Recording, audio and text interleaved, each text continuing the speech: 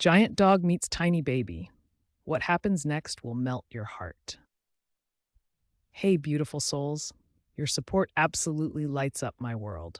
Before we dive into today's heartwarming story, please hit subscribe. It helps me share more tales that touch your heart. Here's my promise. I personally reply to every comment because I genuinely love connecting with you. Drop a comment telling me where you're watching from right now.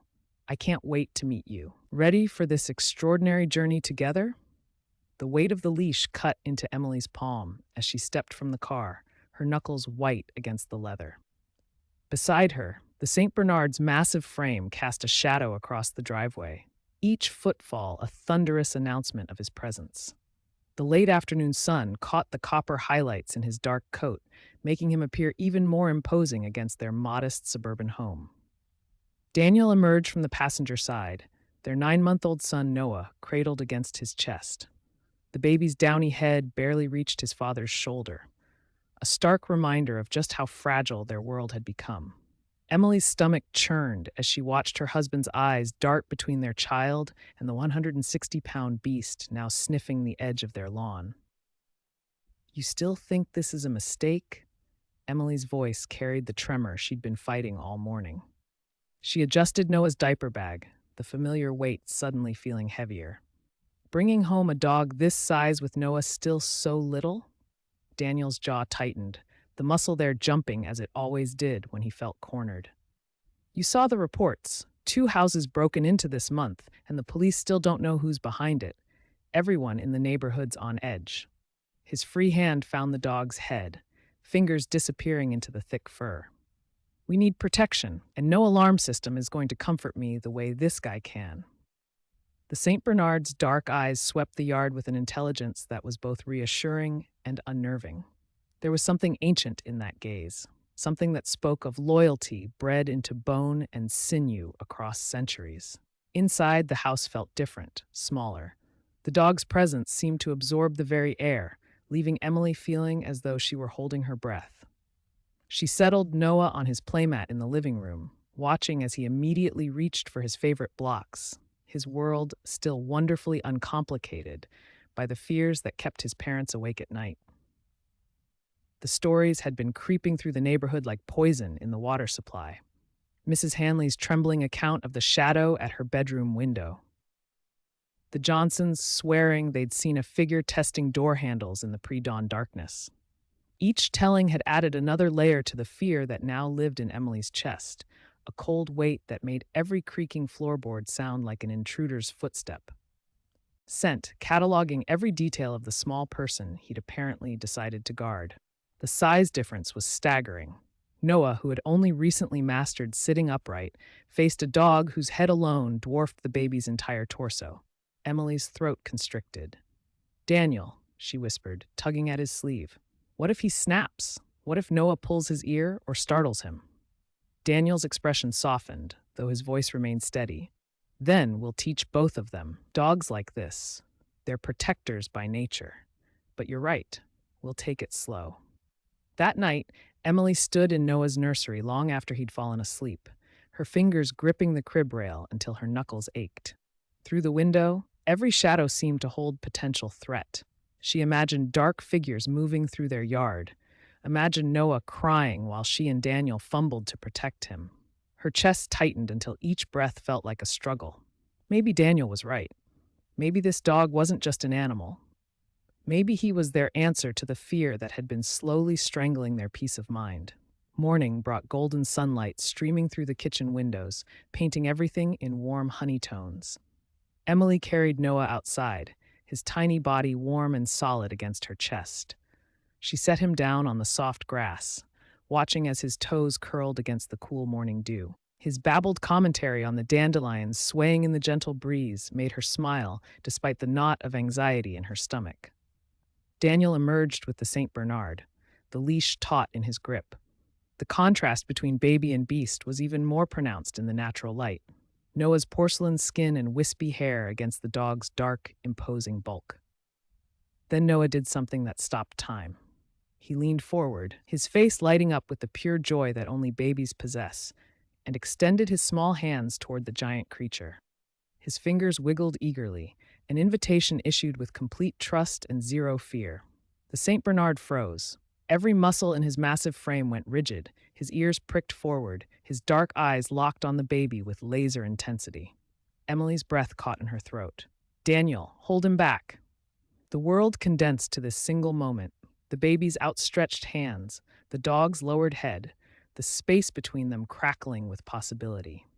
Emily could hear her own heartbeat thundering in her ears. The St. Bernard's nose hovered inches above Noah's tiny palms.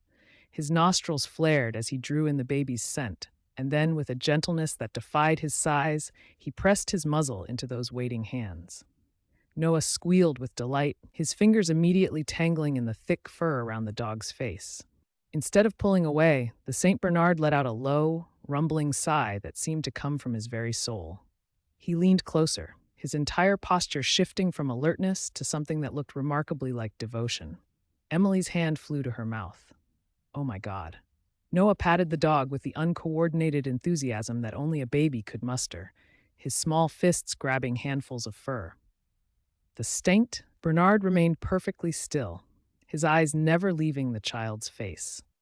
When his pink tongue flicked out to brush across Noah's cheek in one deliberate kiss, the baby erupted in giggles that rang across the morning air. The force of his laughter sent Noah toppling backward into the grass, and instantly the dog shifted, planting his front paws wide like pillars, his massive frame creating a protective barrier around the fallen child without ever touching him. Daniel exhaled audibly, his voice cracking with wonder. "He's protecting." Emily's vision blurred as tears she didn't know she'd been holding spilled down her cheeks. I thought he'd hurt him. But look at them." The St. Bernard lowered himself fully to the ground, stretching out beside Noah like a living fortress. The baby immediately rolled toward him, pressing his face into the dog's fur as if it were the softest pillow in the world. The dog's chest rose and fell with the steady rhythm of perfect calm. And for the first time since they'd brought him home, Emily felt the fear that had been her constant companion begin to loosen its grip.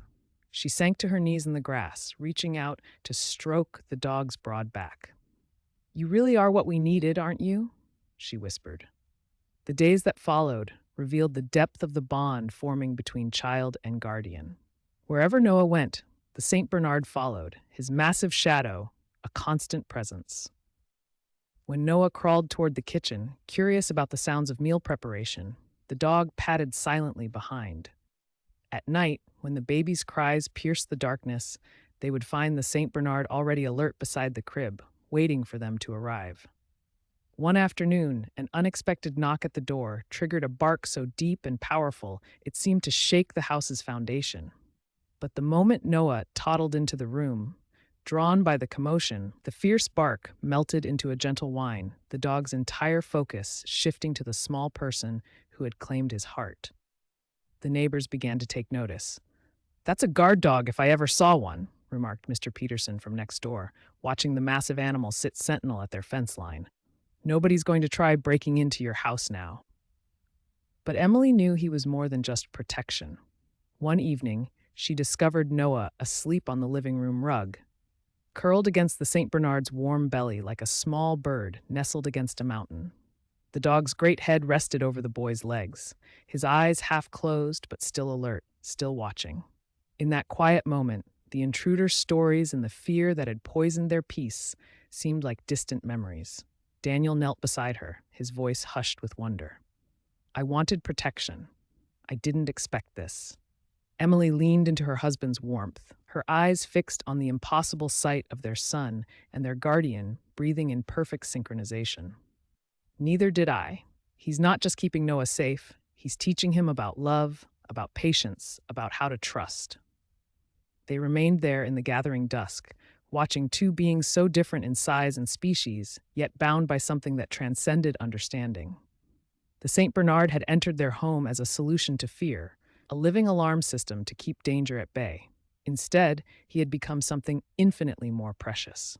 Noah's first friend, his silent protector, the beating heart of a family, learning that safety and love could inhabit the same massive, gentle form.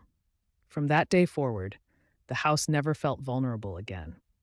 Because they had learned that when danger threatened from the outside world, What waited within was a bond no intruder could ever break. The connection between a child who loved without question and a guardian who would protect without hesitation, forged in trust and sealed with the simple touch of small hands against a noble heart.